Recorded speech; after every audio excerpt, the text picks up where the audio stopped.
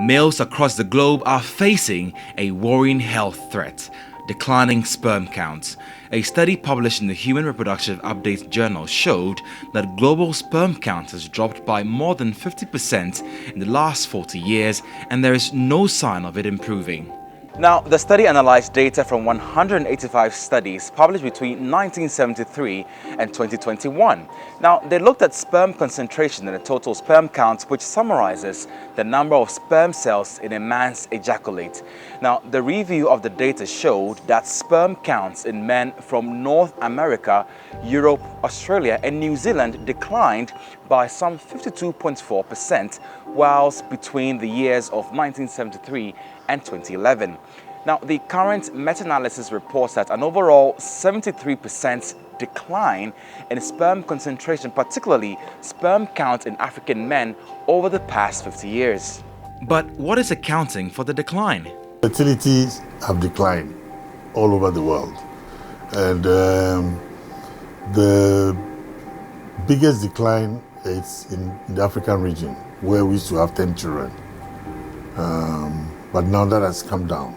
Professor Fred Binka is an epidemiologist with the University of Health and Allied Science. In fact, some of the studies that have been done here, even in Ghana, give a higher percentage, about 57% of the men who go to the infertility clinics, who agree to accompany their wives to be investigated, are found to be having low sperm counts. Then we have the environmental issues. Today we have the use of lots of chemicals. And then finally, the social and demographic factors. So these are broad things that have changed over time, and we can document from many publications that sperm counts have gone really down.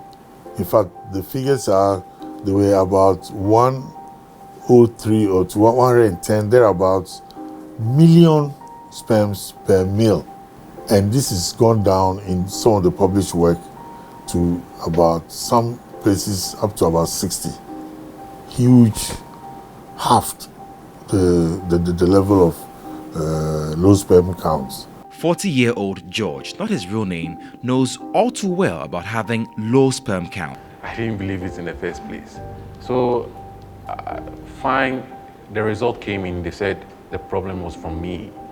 But still, I had doubt. I wanted to try another facility. So I had to try another facility again. And the result that came out, so it really, really got to me. Charlie, I was like, hey, then what will I do? Because we've not had any plans of maybe adopting or, yeah. So it's like, I was really, really, really, really down. Yeah, I was really, really, really down. I didn't know how to break the news to my parents and stuff. My mom especially. Hey, George, that went out with me, Nana, we bring me. But is all hope lost for men who suffer from low sperm count? We do think that it has to do to a large extent with changing lifestyle. So the men undergo a lot of stressful lifestyle now. Our diet, you see, in the past it used to be a lot of organic, now we're eating a lot more of processed food, and that has translated to a lot more of chronic medical problems, diabetes, hypertension, the increase in smoking, and then alcohol consumption. Dr. Promise Afoga is a lead obstetrician gynecologist at Shade Healthcare. If it's just a slight reduction in the number of sperm cells, we use medications to boost it. If just a slight decline in the percentage of those that are making a forward linear progressive swimming movement, we use some medications to improve that.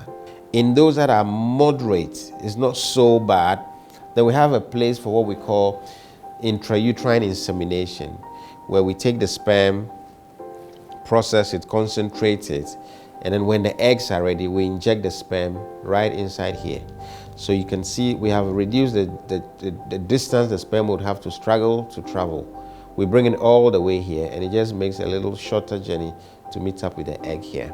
In those cases where the sperm count is extremely low, or it is moderately low, but the other interventions have not worked, then that is when we consider the use of assisted reproductive technology. And in this case, if it's a male factor, then we consider the ICSI, which is referred to as the intracytoplasmic sperm injection. But in the case where the sperm count is extremely low, we call severe oligospermia, in that case, we have to go the extra step of physically injecting the sperm into the egg in order for it to be able to fertilize. We might be heading towards a male fertility crisis, but with advancements in science and technology, that may be the only solution to this alarming situation. Through that course, like, my wife was able to get pregnant. I have 2 lovely kids, yeah. Twins, actually, yeah. Low sperm count doesn't make you less of a man. Yeah, it doesn't make you less of a man at all. So I would advise any man actually who has low sperm count not to be alarmed. While we have to make the right lifestyle changes, it is also important to be aware of new technologies such as ICSI that can help us improve the situation. Emmanuel Samani, TV3 News, Accra.